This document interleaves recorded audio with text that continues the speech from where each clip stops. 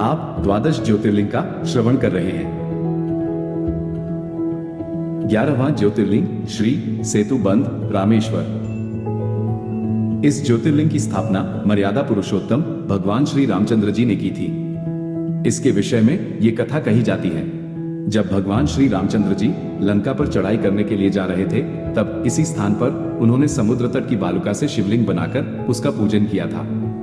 ऐसा भी कहा जाता है कि इस स्थान पर ठहरकर भगवान राम जल पी रहे थे कि आकाशवाणी हुई कि मेरी पूजा किए बिना ही जल पीते हो।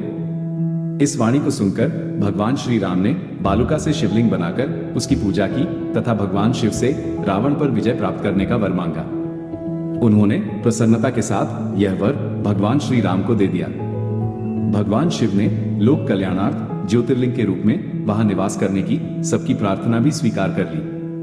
तभी से ये ज्योतिर्लिंग यहाँ विराजमान है। इस ज्योतिर्लिंग के विषय में एक दूसरी कथा इस प्रकार कही जाती है, जब भगवान श्री राम रावण का वध करके लौट रहे थे, तब उन्होंने अपना पहला पड़ाव समुद्र के इस पार गंधमादन पर्वत पर डाला था। वहां बहुत से ऋषि और मुनिगण उनके दर्शन के लिए उनके पास आए। उन सभी का आदर सत्कार करते हुए भगवान राम ने उनसे कहा कि पुलस्त्य के वंशज रावण का वध करने के कारण मुझ पर ब्रह्महत्या का पाप लग गया है। आप लोग मुझे इससे निवृत्ति का कोई उपाय बताइए। ये बात सुनकर वहां उपस्थित सारे ऋषियों मुनियों ने एक स्वर से कहा कि आप यहाँ शिवलिंग की स्थापना कीजिए, इससे आप ब्रह्महत्या के पाप से छुटकारा पा जाएंगे। भगवान श्री राम ने उनकी यह बात स्वीकार कर हनुमान जी को कैलाश पर्वत जाकर वहां से शिवलिंग लाने का आदेश दिया। हनुमान जी तत्काल ही वहां जा पहुंचे, किंतु उन्हें उस समय वहां भगवान शिव के दर्शन नहीं हुए। अतः वे उनका दर्शन प्राप्त करने के लिए वहीं बैठकर तपस्या करने लगे। कुछ काल पश्चात शिव जी के दर्शन प्राप्त कर हनुमान जी शिवलिंग लेकर लौटे, किंतु तब तक शुभ मुहूर्त बीत जाने की आशंका से यहाँ सीता जी द्वारा लिंग स्थापना कराया जा चुका थी।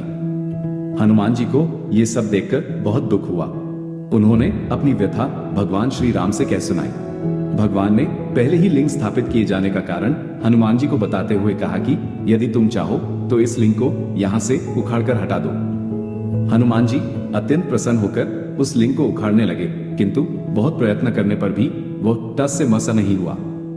अंत में उन्होंने उस शिवलिंग को अपनी पूंछ में लपेटकर उखाड़ने का प्रयत्न किया, फिर भी वह ज्यों का त्यों अडिग बना रहा। उल्टे हनुमान जी ही धक्का खाकर एक कोस दूर मूर्छित होकर जा गिरे। उनके शरीर से रक्त बहने लगा। ये देखकर सभी लोग अत्यंत व्याकुल हो उठे।